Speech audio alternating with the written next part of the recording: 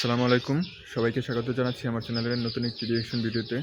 তো আজকে আমি যে ভিডিওটি নিয়ে এসেছি সেটি হচ্ছে আজকেই একটু আগেই একটা খবর জানতে পারলাম যে সাভারের আশুলিয়ায় লাশ পোড়ানোর মামলায় ৬ জনকে মৃত্যুদণ্ড দিয়েছে আদালত।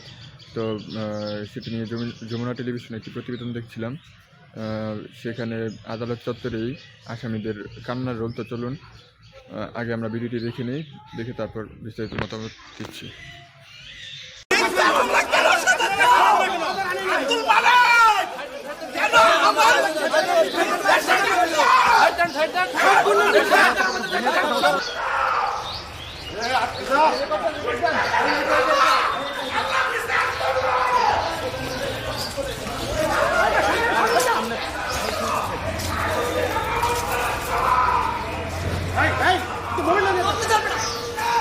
সামনে চল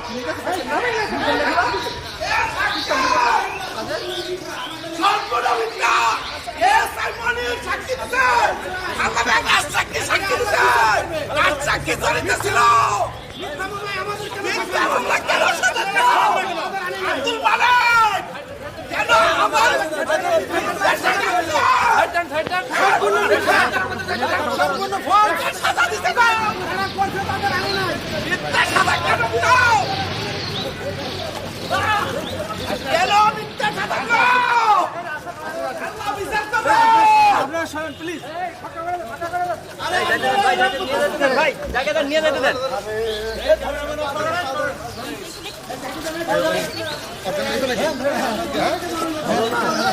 ভাই ক্যামেরা সরেন, ক্যামেরা সরেন। নিয়ে যে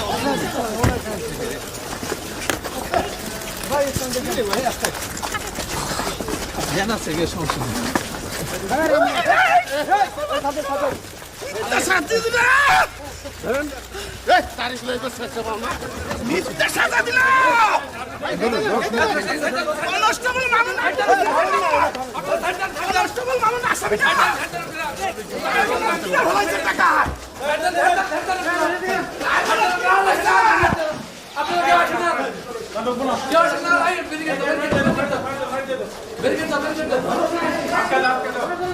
তো দর্শক, দেখে নিলাম পুরো ভিডিওটি, দেখে আসলে হৃদয়টা জুড়িয়ে গেল যে এরকম একটা পরিস্থিতি আসবে এটা হয়তো অনেকেই তখন চিন্তাও করতে পারেনি। সবাই তখন ভেবেছে যে যারা ছিল তারাই সারা জীবন থাকবে, এরকম একটা মনোভাব তাদের মধ্যে ছিল যে 2041 সাল 3041 সাল পর্যন্ত তারা থাকবে।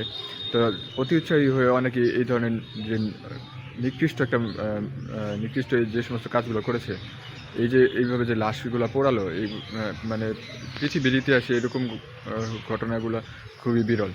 মানে এই দিন যে বাংলাদেশে আসছে, এই হত্যাকারীদের যে শাস্তি দেওয়া যাচ্ছে, এটাই তো মানে অনেকের চিন্তার বাইরে ছিল।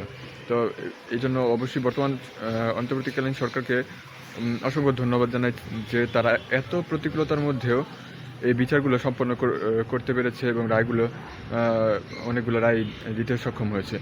তো এইবার এই বিচারের সাথে সংশ্লিষ্ট যারা ছিল, যারা এই তথ্যপত্র সংগ্রহ করে এই বিচার কাজগুলো সম্পাদন করেছে, তাদেরকে অসংখ্য ধন্যবাদ। যে ন্যায় বিচার, যে ইনসাফ, মানুষের যেটা প্রাপ্য, সেটার থেকে মানুষ যেন আর ভবিষ্যতে কোনো দিনও বঞ্চিত হতে না পারে। অপরাধ করলে শাস্তি পেতেই হবে, এটা হচ্ছে মোরাল। তো ভবিষ্যতে যারাই আসবে, যারাই ক্ষমতায় থাকবে, তাদেরকে এই বিষয়টা মাথায় রাখতে হবে, এটাই হচ্ছে মূল কথা। তো ধন্যবাদ সবাইকে। আপনাদের কোনো পরামর্শ থাকলে ভিডিও সম্পর্কে আপনাদের মতামত জানাতে পারেন। দেখাবেন নতুন কোনো ভিডিওতে। ততক্ষণ ভালো থাকুন, সুস্থ থাকুন। আল্লাহ হাফেজ।